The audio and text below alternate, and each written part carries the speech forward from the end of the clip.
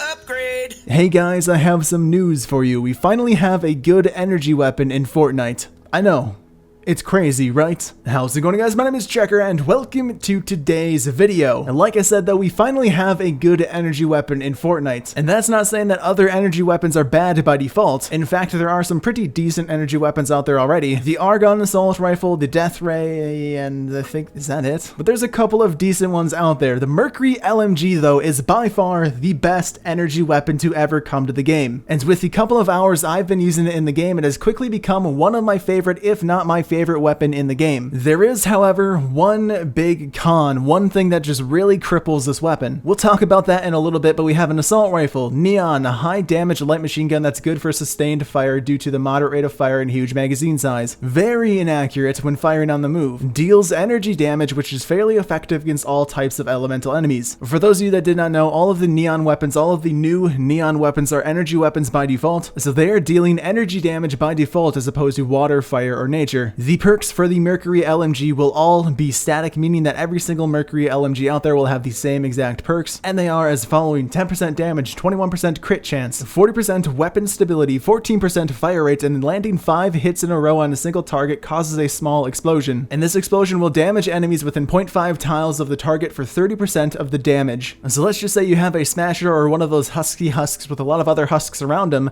you can deal damage to the other ones around him by shooting the big one. Because every 5 shots you land, you deal 30% damage to surrounding targets. So that in and of itself is very nice to have, but this weapon is just overall really solid. The rate of fire is slow enough to control but fast enough to do enough damage, and the accuracy here, I know it says very inaccurate when firing on the move, is actually pretty good, and it's much better than something like a Terminator. Due to the relatively high accuracy of this weapon, you can also reach targets at a pretty decent range. So unlike something like the Terminator, this weapon can be a lot more useful for a lot more situations. We have decent damage, we have explosions every 5 shots, we have good accuracy, we have a very controllable fire rate, and we also have pretty good range. So what's so bad about this weapon? What is the one thing that is holding this weapon back? Well, for starters, a lot of people will have a really difficult time actually being able to use this weapon. Why is that? This weapon uses energy cells for ammo. Energy cells are not very fun to craft, simply due to the fact that they require bacon, and lots of bacon. Now, bacon can be found in various places, however, it is just kind of a pain to find. And when you do find it, you often don't find very much of it, making energy cells just kind of annoying to craft, and lots of people are always running low on them. Myself included. When we initially had the Neon weapons launch, I had quite a bit of bacon stored up, just due to the fact that I didn't use energy weapons that much, just because they weren't that good. But now that we finally have a good one, I have just burned through that bacon in a couple of hours, and I had several hundred of them stored up, so obviously bacon is kind of an issue here. I really wish Epic would kind of rework the energy cells, because bacon, it just make it more plentiful,